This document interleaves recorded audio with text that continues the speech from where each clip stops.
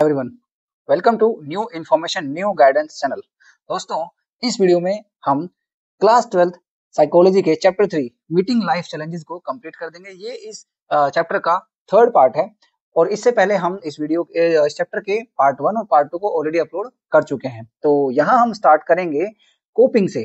Coping एक ऐसा mechanism होता है दोस्तों जहां पर हम एक स्ट्रेस देने वाले सिचुएशन को एक कंक्रीट रिस्पॉन्स के थ्रू उसे सोल्व करने की कोशिश करते हैं ताकि हमारी स्ट्रेस रिड्यूस हो सके और जो प्रॉब्लम है या सिचुएशन है वो सोल्व हो सके।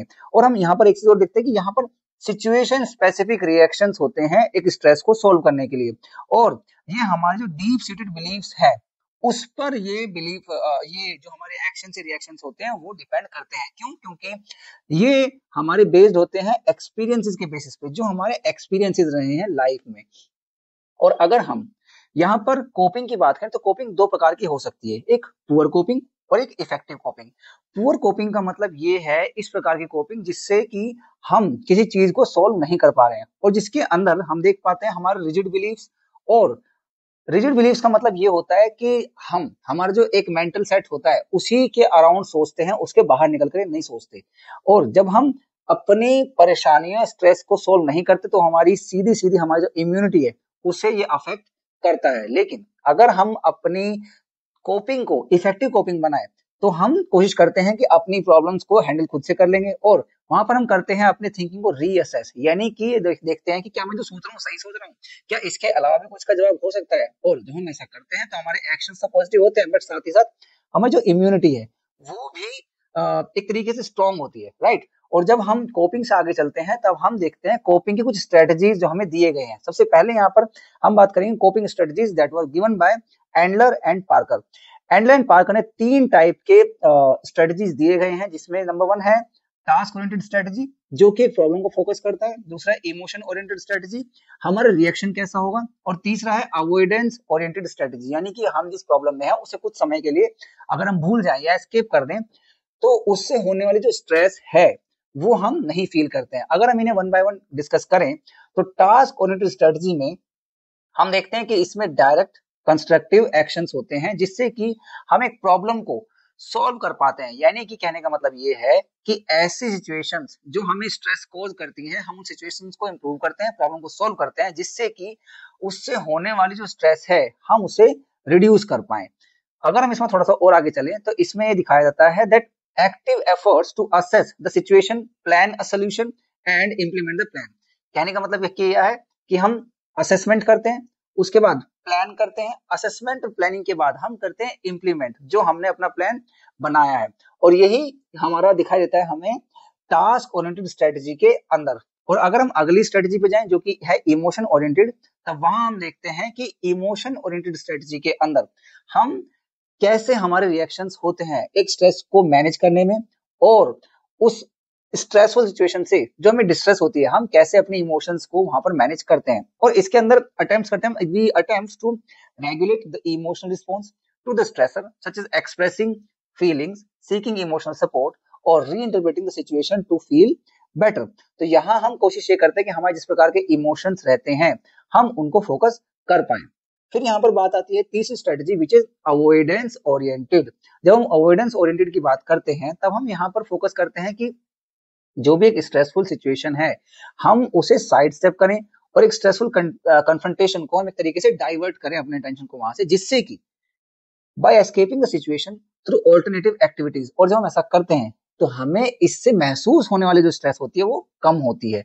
और अगर हम इसे थोड़ा सा और ध्यान से देखें तो यहाँ पर ये है that dealing with stress by denying, distracting oneself or engaging in substitute activities which may include social diversion or using substances। देखिए जब हम using substance की बात करते हैं तो ये हालांकि एक जो अनहेल्पफुल या फिर अनहेल्दी हैबिट्स के अंदर आता है, लेकिन कई लोग ऐसा करते हैं अपनी स्ट्रेस को कम करने के लिए। तो इसीलिए हम यहाँ पर एंडलर एंड पार्कर की 3 स्ट्रेटजीज को देखते हैं जिसके बारे में टास्क ओरिएंटेड, इमोशन ओरिएंटेड और अवॉइडेंस ओरिएंटेड के रूप में उन्हें बताया गया। फिर यहाँ पर नेक्स्ट स्ट्रेटजीज आती हैं that were given by Lazarus and Folkman। Lazarus and Folkman ने हमें 2 स्ट्रेटजीज दी हैं, one is problem focus, second one is emotion focus। अगर हम इन्हें इस तरह से देखें तो प्रॉब्लम फोकस के कोपिंग में आता है हमारे स्ट्रेसर को हम असेस करते हैं कि किस वजह से प्रॉब्लम हो रही है, then we tackle the root cause, की रूट कोज क्या है, किस वजह से हमें स्ट्रेस फील हो रही है, हम उसके अगेंस्ट में एक एक्शन प्लान करते हैं, फिर एक्शन को लेते हैं और सॉल्यूशंस को फाइंड आउट करने की कोशिश करते हैं। वहीं अगर हम इमोशन फोकस कोपिंग की बात करें तो वहां पर बात आती है that how do we manage our emotions, how do we seek support and comfort in our society, and then finally we find the acceptance of the situation and how to solve it. तो इसके बारे में बात करते हैं Lazarus and Folkman. फिर यहाँ पर बात आती है कुछ स्ट्रेस मैनेजमेंट टेक्निक्स की।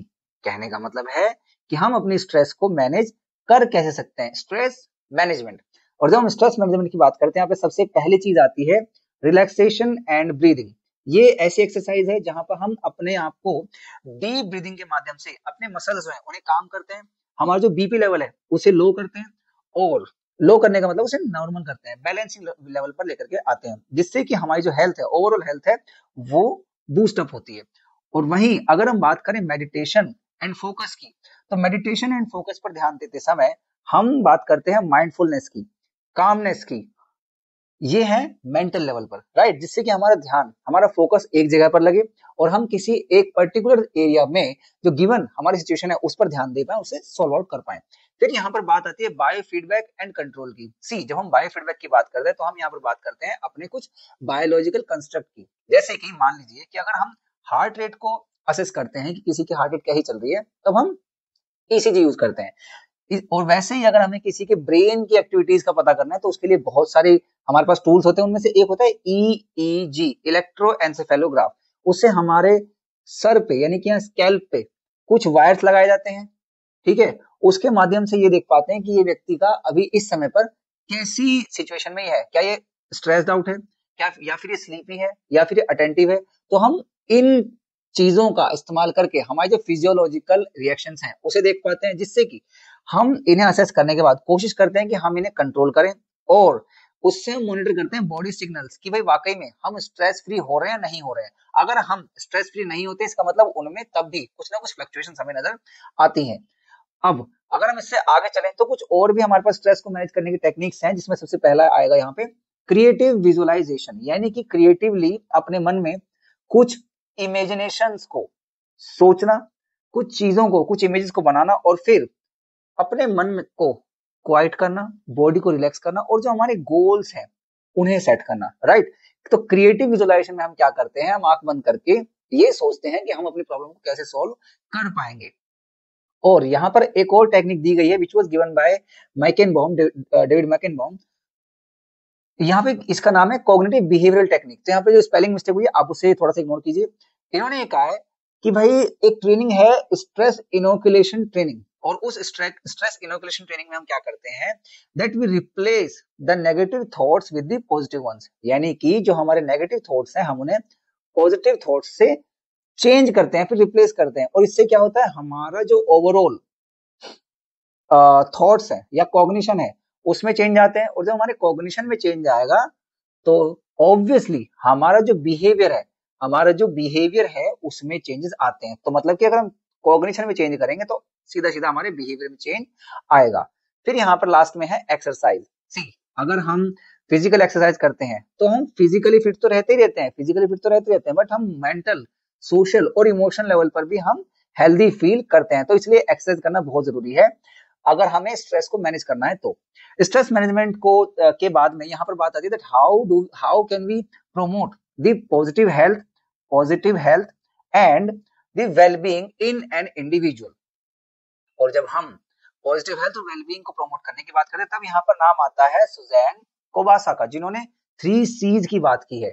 और जब वो 3 C's की बात करते हैं तो एक हार्डीनेस पर्सनैलिटी की बात वो करती हैं। हार्डीनेस पर्सनैलिटी का मतलब ये है, कैसी पर्सनैलिटी जिस पर कि स्ट्रेस का बहुत ज्यादा इफेक्ट नहीं पड़ता है, उसे हम स्ट्रेस रेजिस्टेंट पर्सनैलिटी कहते हैं। और जब हम कोबासा की बात करते हैं तो उन्होंने 3 C's का कंसेप्ट दिया है। ये 3 C हैं कमिटमेंट, कंट्रोल एंड चैलेंज।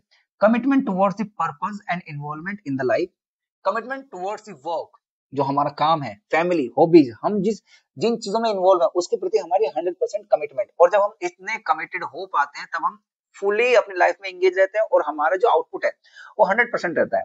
और जब हम बात करते हैं कंट्रोल की, तो control towards the life, sense of direction वो हमें देता है, और जो भी हम अपनी लाइफ में पाथ चूज करते हैं उसको फाइंड आउट करके कि हम कैसे फॉलो करें उसके लिए मोटिवेट करता है, और कहीं ना कहीं ये हमें देता है चार्ज इन आवर लाइफ, यानी कि हमारी लाइफ है, हम जैसे चलाएंगे वो वैसे ही चलेगी, इसको कोई और भी इन्फ्लुएंस नहीं कर सकता है। थर्ड है हमारा चैलेंज, कि लाइफ में जो भी हमारे चैलेंजेस होते हैं हम उन्हें एम्ब्रेस करें और उन चेंजेस के थ्रू, यानी कि लाइफ में अगर कुछ चेंजेस आ रहे हैं उन्हें चैलेंज के रूप में देखें और उनके उनके रूप में ढलें, right. Learn and adapt to that situation और टू दैट कंडीशन, ताकि हम बहुत ज्यादा लर्न कर पाए। यहाँ पे लिखा है सी ऑब्स्टेकल्स एज ग्रोथ, यानी कि अगर हमारी लाइफ में कुछ ग्रोथ ऑब्स्टेकल्स आ रहे हैं तो हम उन्हें ग्रोथ के लिए एक अपॉर्चुनिटी के रूप में देखें। तो इस बारे में बात की सुजैन कोबासा ने।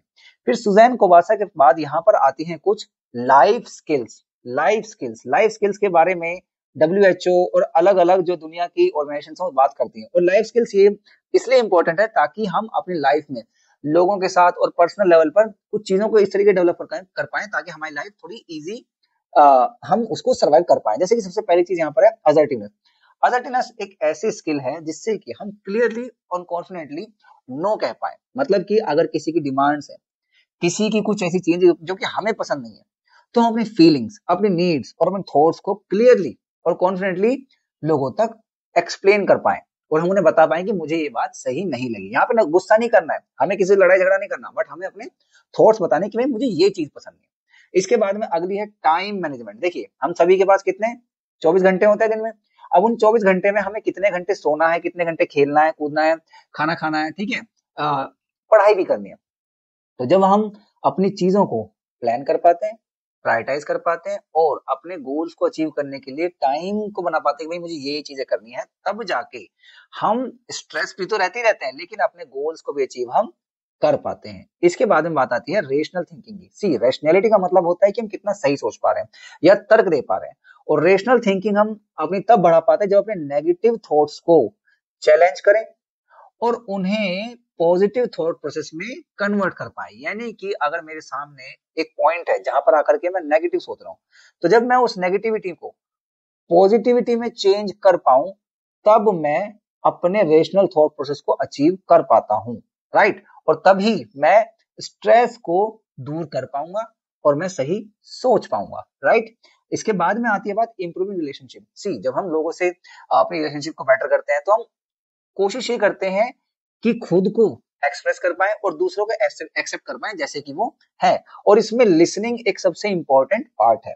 जब हम दूसरों को सुनते हैं तब हम उन्हें एक्सेप्ट कर पाते हैं और फिर कोशिश ये करते हैं कि मैं भी अपने बारे में कुछ बोलूं या बताऊं। फिर यहाँ पर है सेल्फ केयर। देखिए सेल्फ केयर बहुत जरूरी है अगर हमें स्ट्रेस को कंट्रोल करना है और एक पॉजिटिव हेल्थ को या वेल बीइंग को हमें प्रमोट करना है। और सेल्फ केयर में बॉडी, माइंड की हेल्थ के साथ साथ हम किस प्रकार से रिलैक्स रह करके अपने इमोशंस और फीलिंग्स को हेल्दी रख पा रहे हैं, वो भी चीज बहुत ज्यादा आती है। फिर यहाँ पर बात आती है ओवरकमिंग अनहेल्पफुल हैबिट्स। देखिए हमारे कुछ ऐसी हैबिट्स हो सकती हैं जो कि अनहेल्पफुल होती है हमारे लिए, जैसे कि यहाँ पर है प्रोक्रेस्टिनेशन। प्रोक्रेस्टिनेशन का मतलब क्या है? प्रोक्रेस्टिनेशन का मतलब होता है कि जो काम मुझे अभी करना है उसे अभी ना करके हम सोचते हैं बाद में कर लूंगा, कल कर लूंगा, इसे तब देख लेंगे, राइट।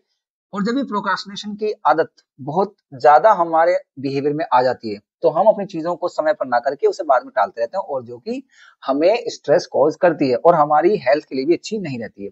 और जब हम उसे ठीक कर पाते हैं तो हम अपनी गुड हैबिट्स को बिल्ड कर पाते हैं। इसके बाद यहाँ पे नेक्स्ट पॉइंट है हमारा पॉजिटिव हेल्थ को कैसे प्रमोट करें। देखिए अगर हमें पॉजिटिव हेल्थ को प्रमोट करना है तो ऑब्वियसली हमें अपनी बॉडी को ठीक रखना होगा, हमें अपनी रिलेशनशिप है लोगों के साथ, यानी कि जो लोग हैं हमारे बॉन्ड्स है, सोशल बॉन्ड्स है, सपोर्ट है, उसे बेटर करना होता है। इसके अलावा सेल्फ रिगार्ड एंड मास्टरी, यानी कि अपना जो सेल्फ है उसे हाई रखना और कोशिश करना कि मैं ज्यादा से ज्यादा चीजों में अचीवमेंट ले पाऊं। अगर मैं अचीवमेंट की बात करूं तो कहने का मतलब ये है कि जिससे कि हमें अच्छा महसूस हो ऐसे काम करना, और हमारे साथ साथ जो हमारे आसपास के लोग हैं उन्हें भी बेटर फील हो हमारे होने से।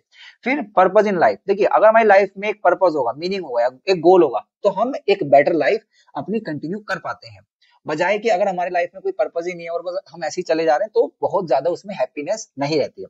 फिर यहाँ रेजिलियंस मतलब कि अपनी पर्सनैलिटी को इस तरीके का बनाना है कि भाई चाहे जो भी हमारे सामने प्रॉब्लम आ रही है हम उसे एक चैलेंज के रूप में देखें, उससे परेशान ना हो, अडेप्ट कर पाए चीजों के बारे में। And bounce back from stress, मतलब अगर स्ट्रेस आ भी रही है तो हम उससे बाउंस बैक कर पाए। फिर एक स्पिरिचुअल वेलबींग, यानी इनर पीस की बात यहाँ पर होती है। हम अपने आप को इनर लेवल पर पीस की तरफ ले जाएं और कनेक्ट कर पाए अपने माइंड, बॉडी एंड सोल को। इसके बाद यहाँ पर हम नेक्स्ट पॉइंट पर चलते हैं।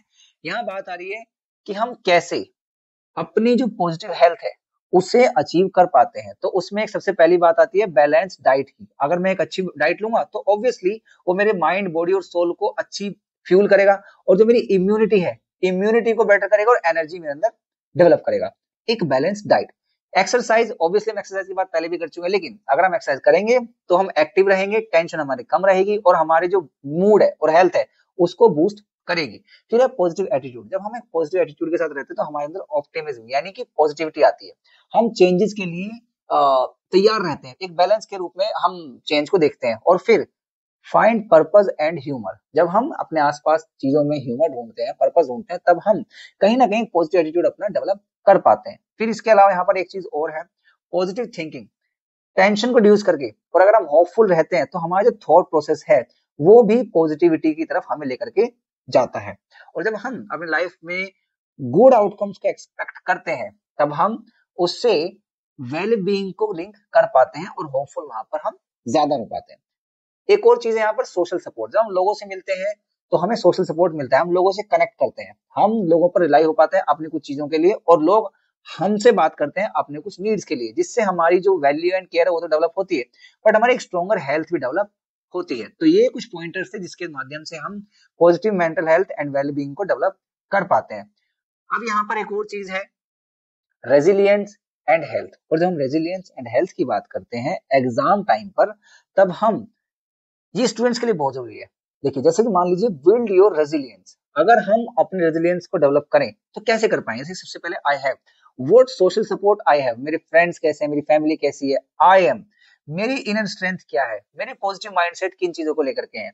आई कैन, मैं क्या कर सकता हूँ, क्या न्यू स्किल्स में डेवलप कर सकता हूँ, और क्या प्रॉब्लम्स को मैं सोल्व कर पाता हूँ। जब मैं इन चीजों को देख पाता हूँ तो मैं अपने अंदर एक रेजिलियंस को डेवलप कर पाता हूँ या बिल्ड कर पाता हूँ। फिर यहाँ पर एक और चीज है, टैकल एग्जाम स्ट्रेस। अगर एग्जाम स्ट्रेस को टैकल करना है तो ऑब्वियसली मुझे अपनी स्टडी को स्मार्ट बनाना पड़ेगा, टाइम टेबल डेवलप करके और नोट्स डेवलप करके खुद की अपने स्ट्रेंथ और वीकनेस को समझना होगा, टीचर से, क्लासमेट से मिलना होगा, और कहीं ना कहीं काम भी रहना होगा। और अगर मैं ऐसा नहीं करूंगा, अपने एग्जाम को ठीक से टैकल नहीं करूंगा, then I will experience exam anxiety, tension, worriness, और मेरी परफॉर्मेंस और फोकस को भी ये बहुत ज्यादा अफेक्ट करेगा।